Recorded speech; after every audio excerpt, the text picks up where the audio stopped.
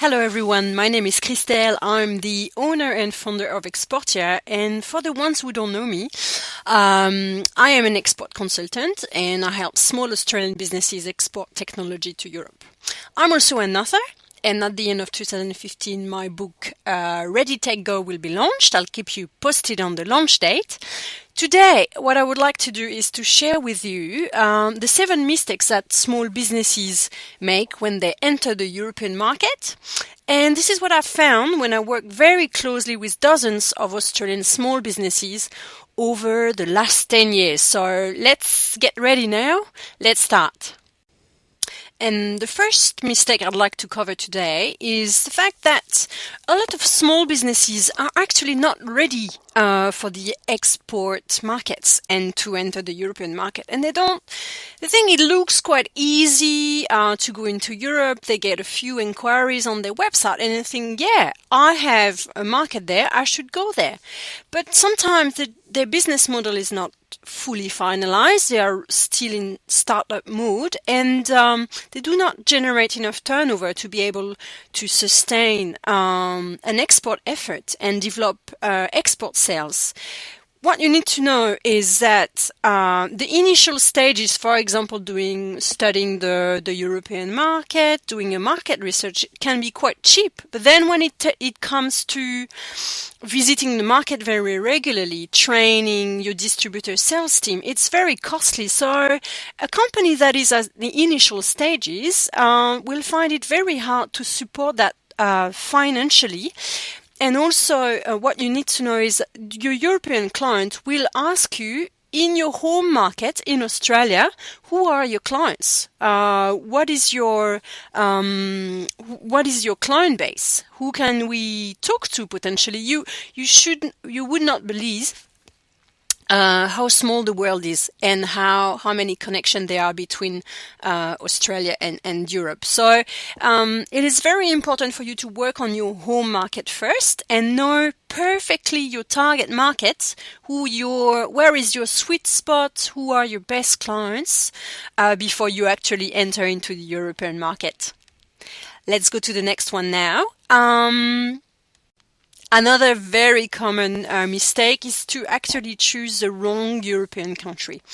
So basically what very often happens is that we have some affinities with some countries, maybe some family ties with some European countries, or visited France or Italy for the holidays, or some businesses have inbound inquiries coming from a specific European country, and this is what drives their decision to go to that country without doing the due diligence and assesses if that country overall offers good opportunities for them.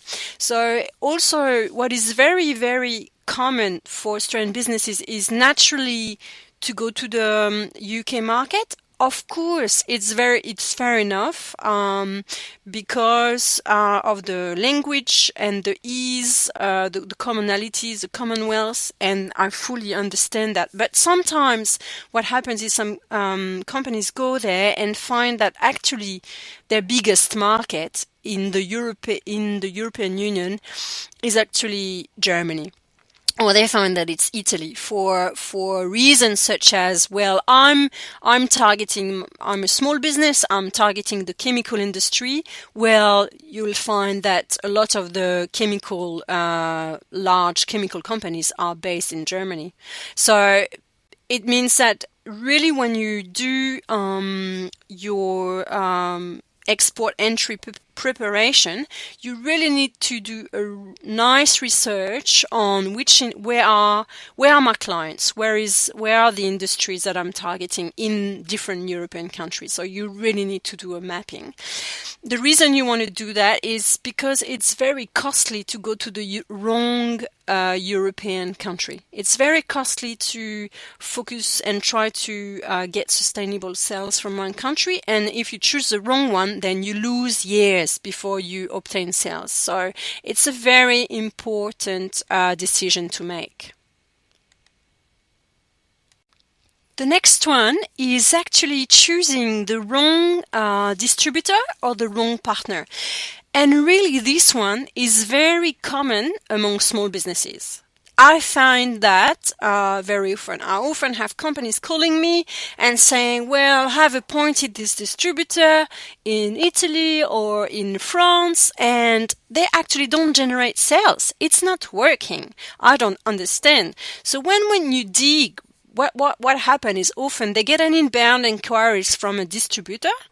They have not done any due diligence, and more importantly, they haven't mapped in that specific country which are the main players and if they are aligned with their target market. So when you actually target a European country and you choose your distributor, you really don't be shy, just assess your potential distributor. It's not because you're a small business that you can't actually ask them to show you why and how they're going to sell your product.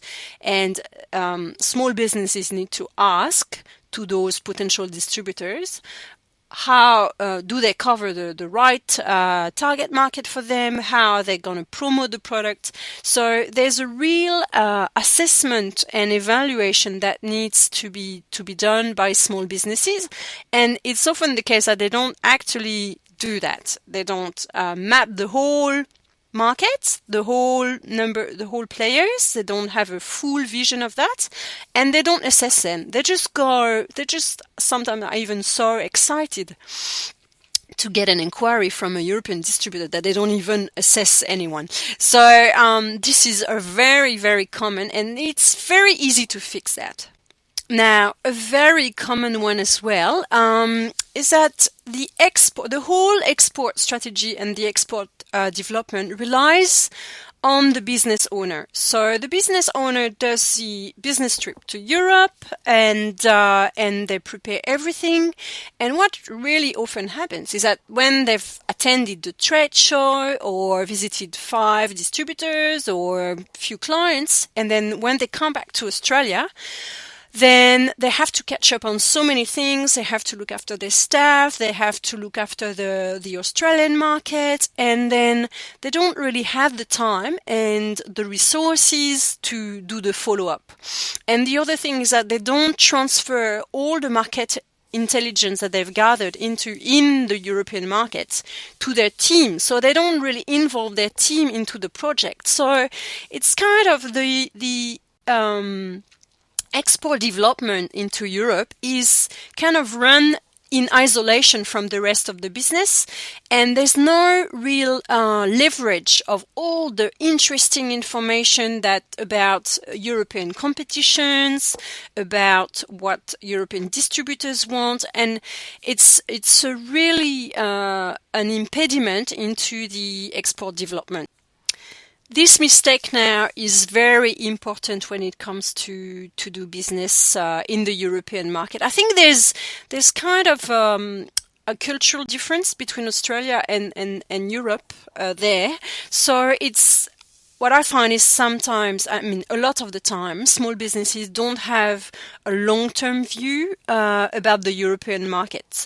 What you have to know is that European companies really plan over the very long term. They are very old companies. They are more traditional than Australian companies, and so for them, 5 years is a short-term plan.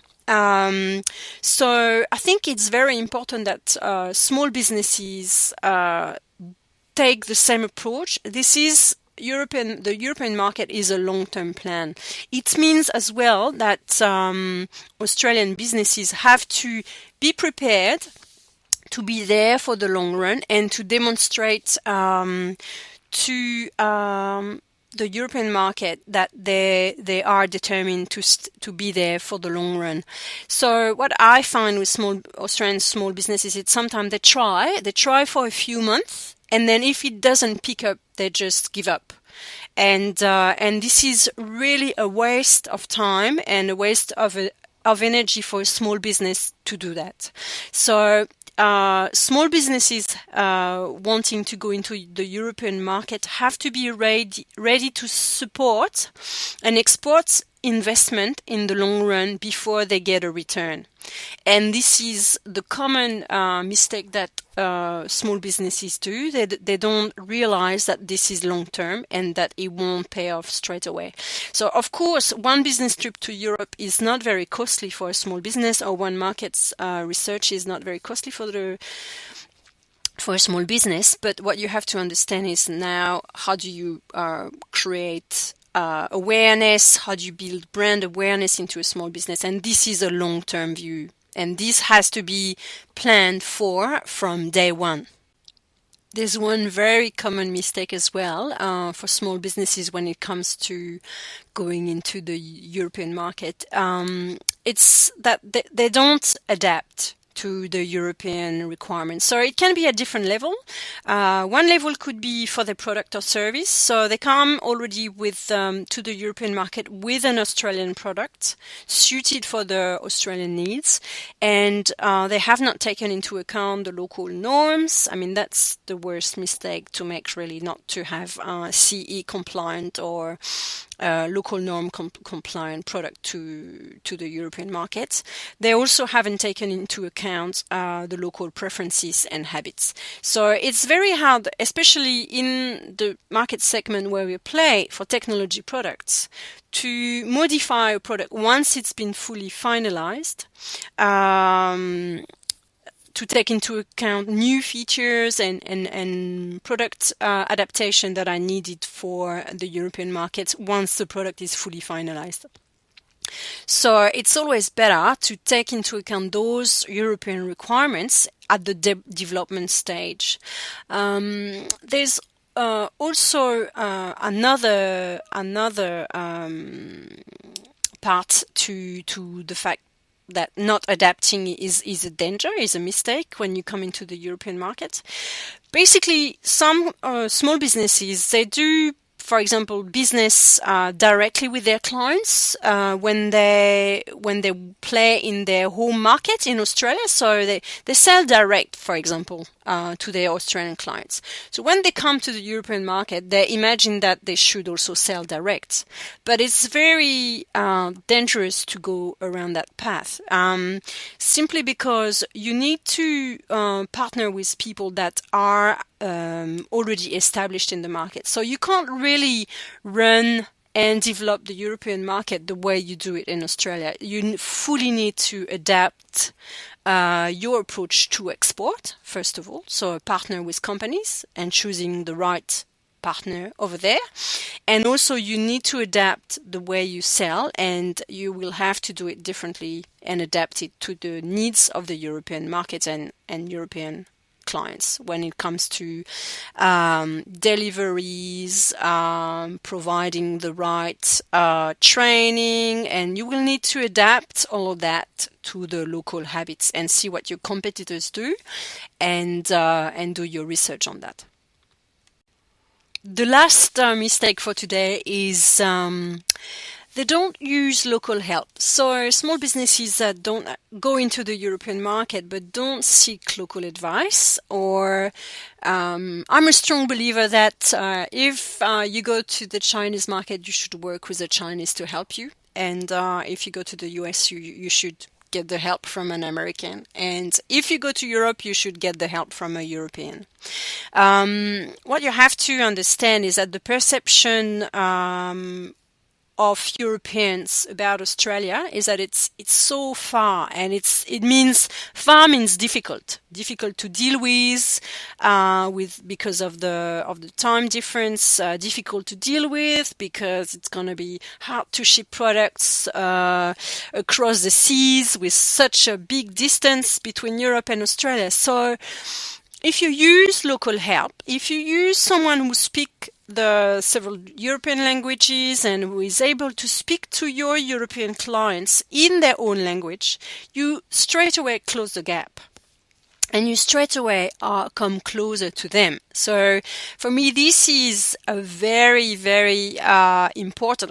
Of course, I'm a strong believer of the big value of languages, and but you will see that very closely. I've had clients who have developed e-learning